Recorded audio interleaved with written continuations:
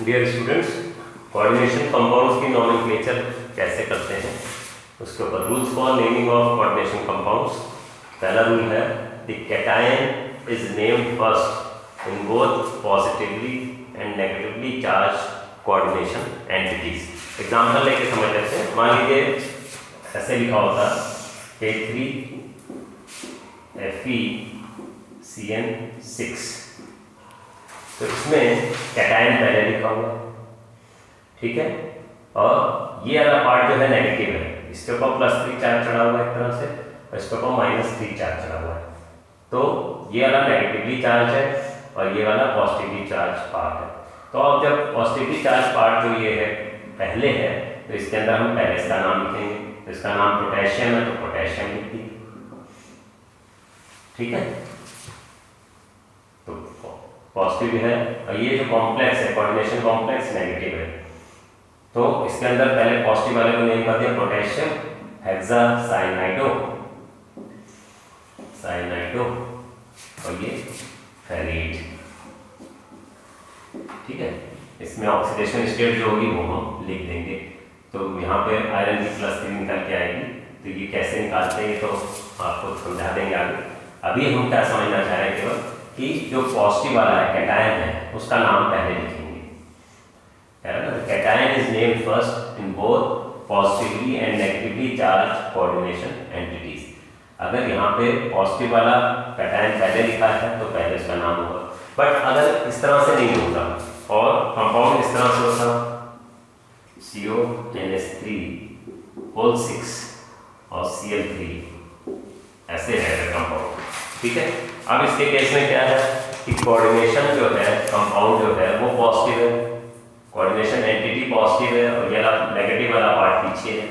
तो हम क्या करेंगे, पहले इस वाले पार्ट को हम नॉमेनक्लेचर में लाएंगे। जो पॉजिटिव वाला है उसको पहले लाएंगे, हटा देता हूँ मैं, इसको समझा देता हूँ यहीं पे।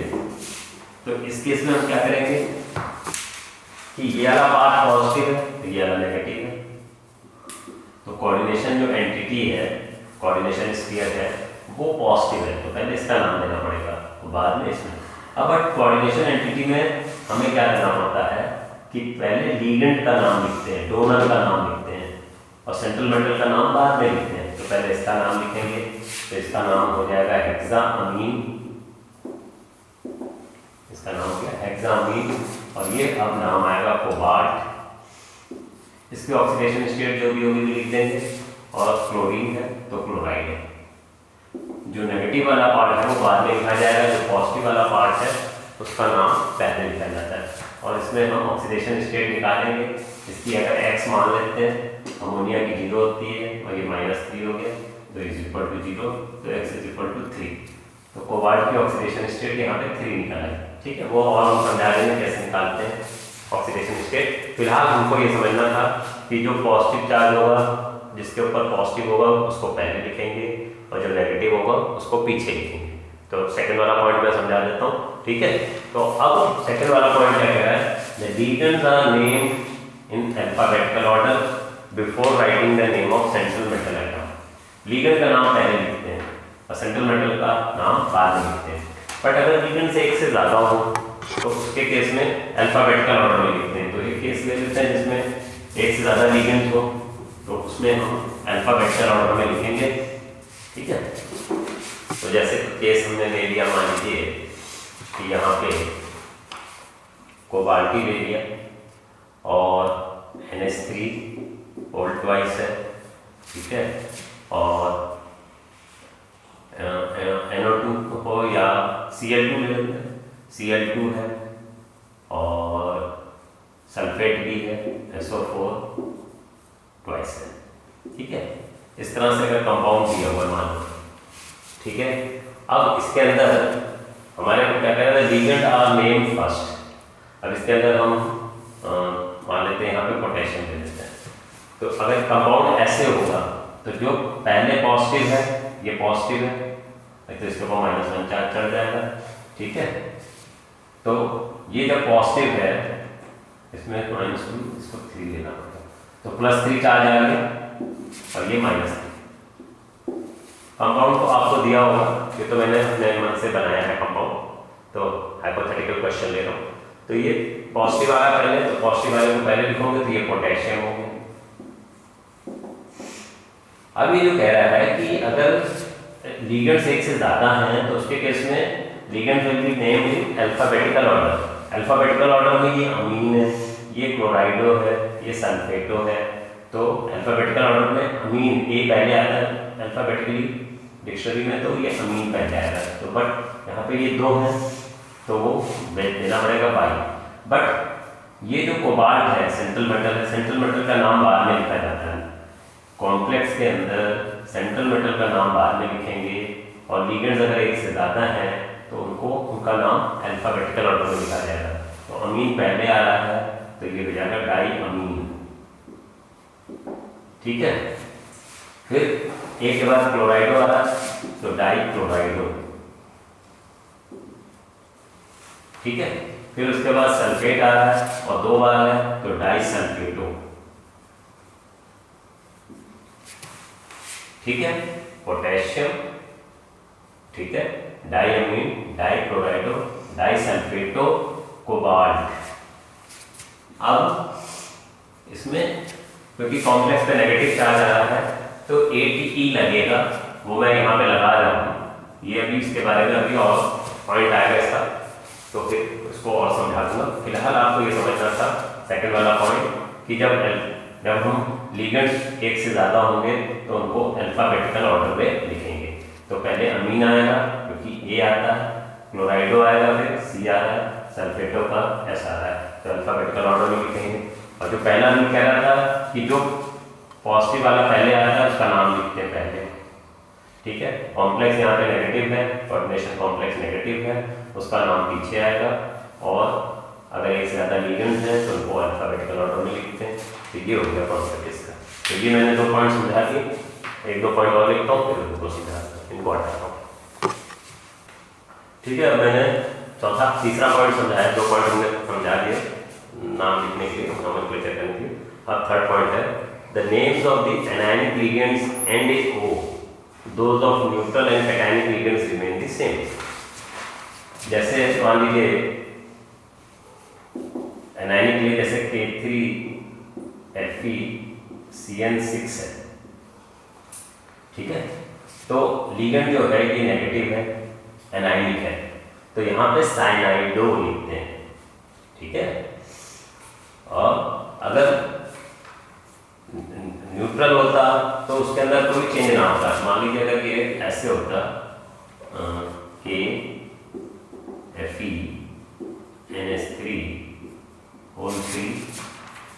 और CNB, इसको 2 ले लेते हैं, इसको 4 ले लेते हैं। तो ये यहाँ पे ये न्यूट्रल है और ये नेगेटिवली चार्ज है। साइनाइड पे -1 चार्ज होता है, अमोनिया में 0 चार्ज है। तो इसके केस में इसमें O नहीं लगाएंगे, इसको अमीन ही कहेंगे। जैसे यहाँ पे हम लिखेंगे पोटेशियम हेक्सा साइनाइडो, इसमें O लग रहा है ना, नेगेटिव अगर लिगेंड है तो उसके नाम के पीछे O लगता है, वो लगा दिया पोटेशियम, और 6 बार है तो हेक्सा साइनाइडो, O लग गया। और ये फेरेट लिखेंगे, ये AT लगाया है, वो बाद में मैं समझाऊंगा, क्वेश्चन आता है इसका जो पॉइंट लिखूंगा। तो इसकी ऑक्सीडेशन स्टेट यहाँ पे 3 आ रही है, तो वो मैंने ये लिख दी जो। अब यहाँ पे क्या है, इसमें हम क्या लिखेंगे पोटेशियम, अभी 4 बार CN है, ये अमीन 2 बार है, तो अल्फाबेटिकली अमीन पहले आएगा तो डाई अमीन।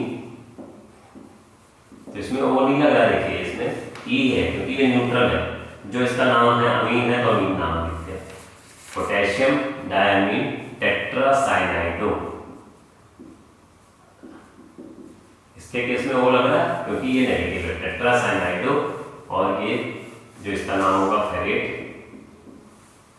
और ऑक्सीडेशन स्टेट आ जाएगी, इसकी +1 है, इसकी X है, ये 0 है, ये -4 हो गया, =0, X = 3 हो जाएगा। तो कैसे ऑक्सीडेशन स्टेट निकालते हैं वो भी और बाद में भी मैं समझा दूंगा। फिलहाल अभी जो हम समझ रहे थे कि अगर लिगेंड नेगेटिवली चार्ज है तो उसके नाम के पीछे O लगेगा, और लिगेंड अगर न्यूट्रल है तो एज इट इज ही रहने देंगे, ठीक है, उसके नाम में कोई चेंज नहीं आता है। इस तरह से हम लिगेंड्स को नाम देते समय ऐसे लिखते हैं।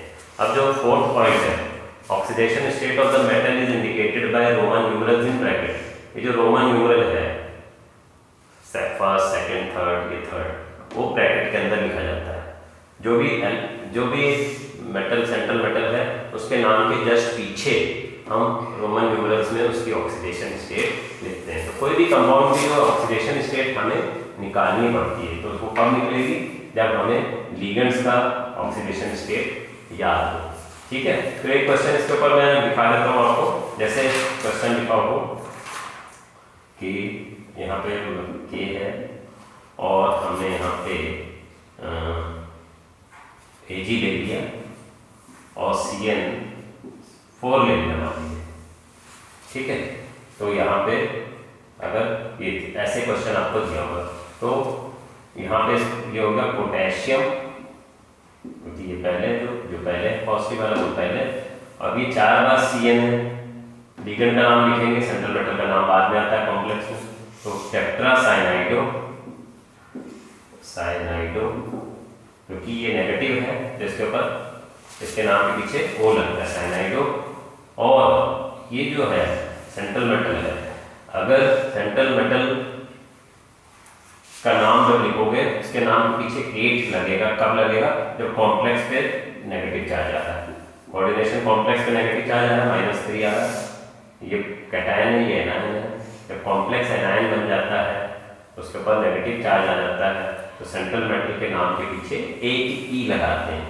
तो ये पोटेशियम हो गया, ये टेट्रासाइनाइडो हो गया, इसको आर्जेंटेट कहते हैं। ये याद रखना है कि अगर सेंट्रल मेटल जो है उसके ऊपर कॉम्प्लेक्स पे नेगेटिव चार्ज आ रहा है तो सेंट्रल मेटल के नाम के पीछे ATE लगा देते हैं, ठीक है। अगर आयरन होता है तो फेरेट लगा देते हैं, और सिल्वर है तो आर्जेंटेट, इसका जो लैटिन नाम है आर्जेंटम, तो आर्जेंटेट लिख देते हैं। और ऑक्सीडेशन स्टेट अब कैसे निकालते हैं वो मैं समझा देता हूँ कि पोटेशियम की +3 होगी, क्योंकि एक की +1 होती है तो +3 होगी। सिल्वर की X मान लो जिसकी निकालनी है, साइनाइड की -1 होती है तो 4 हो गया, = 0। दिस प्लस दिस मिला के 0 है।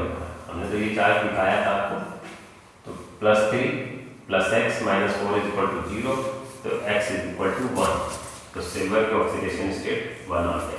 तो इस तरह से हमने रोमन न्यूमरल्स को पैरेंथेसिस में या ब्रैकेट में लिख दिया। जो सेंट्रल मेटल होता है उसके नाम के जस्ट पीछे हम उसकी ऑक्सीडेशन स्टेट लिखते हैं, ठीक है। तो हमने चारों रूल दिखा दिए कि जो पॉजिटिव होगा उसका नाम पहले लिखोगे, और जो कोऑर्डिनेशन एंटिटी होगी या स्फीयर होगी उसके अंदर लिगेंड्स का नाम पहले लिखते हैं। तो लिगेंड जो है अगर नेगेटिव होगा तो उसके नाम के पीछे O लगेगा, तो लिगेंड का नाम लिखने के बाद सेंट्रल मेटल का नाम लिखेंगे। और अगर कॉम्प्लेक्स के ऊपर नेगेटिव चार्ज होगा तो क्या करेंगे कि लिगेंड के नाम, सेंट्रल मेटल के नाम के पीछे ATE लगा देते हैं। और जो ऑक्सीडेशन स्टेट होता है सेंट्रल मेटल एटम का या आयन का, वो उसके नाम के जस्ट पीछे रोमन न्यूमरल्स में ब्रैकेट में लिख देते हैं, ठीक है। तो ये रूल मैंने कुछ समझा दिए, 1-2 रूल्स और हैं वो और लिख देता हूँ, फिर मैं आपको भी समझा देता हूँ, ठीक है। ठीक है स्टूडेंट्स, अब जो 5th रूल है, in case of geometrical isomers cis is used for designating similar groups at adjacent position. जैसे ये वाला सिस है, दोनों अगल बगल हैं, सिमिलर ग्रुप एक ही तरफ है और ये दोनों सिमिलर एक ही तरफ है, तो ये सिस वाला हो गया। सिस वाले में जब सिमिलर ग्रुप्स पास पास होते हैं तो उसको सिस कहते हैं, और जब similar groups are opposite to each other तो उसमें हम ट्रांस कहते हैं। तो ये वाला ये ट्रांस हो जाएगा, इसका नाम अगर लिखेंगे तो ट्रांस डायमीन, ठीक है, डायमीन डाइक्लोराइडो प्लैटिनम, ठीक है। इसकी ऑक्सीडेशन स्टेट सेकंड आएगी, तो क्योंकि ये दोनों अपोजिट है, ये अपोजिट है, तो ये ट्रांस हो गया। तो ट्रांस डायमीन, ये पहले आया डाइक्लोराइडो प्लैटिनम, इसकी ऑक्सीडेशन स्टेट लिखी, इसके केस में सिस लिखा जाएगा। जब ऑप्टिकली एक्टिव कंपाउंड होता है तो उसमें क्या है, optically active compounds are designated by the symbols, plus लिखते हैं या डी लिख देते हैं फॉर डेक्स्ट्रोरोटेटरी। अगर डेक्स्ट्रोरोटेटरी है, प्लेन पोलराइज्ड लाइट को राइट घुमा रहा है तो डी लगाते हैं या पॉजिटिव लिख देते हैं। और लीवो रोटेटरी होगा तो या तो एल लिखेंगे या नेगेटिव। तो जैसे यहाँ पे पॉजिटिव लिख रहे हैं K3Cr(C2O4) होल थ्राइस, तो इसके अंदर पॉजिटिव का मतलब है डेक्स्ट्रोरोटेटरी है, तो इसका नाम आ जाएगा पोटेशियम। यहाँ पे पॉजिटिव लिख दिया मतलब डेक्स्ट्रोरोटेटरी। ट्राई ऑक्सिलेट हो गया, ऑक्सिलेट आयन है तो नेगेटिव चार्ज है तो इसके नाम के पीछे वो लग जाएगा। और जो सेंट्रल मेटल है तो कॉम्प्लेक्स के ऊपर नेगेटिव है तो उसको उसके नाम के पीछे ATE लग जाएगा, जो हमने अभी बताया तो वो लग गया। और ऑक्सीडेशन स्टेट इसकी निकाल लेंगे। इसकी ऑक्सीडेशन स्टेट 3 हो गई, ये X हो गया, ये -6 = 0, तो X = 3 और रोमन न्यूमरल में पैरेंथेसिस में लिख देते हैं। तो ये सारे रूल्स मैंने कवर करा दिए जो कोऑर्डिनेशन कंपाउंड्स का नाम देते हैं। Okay students, thank you. यही क्या करते हैं।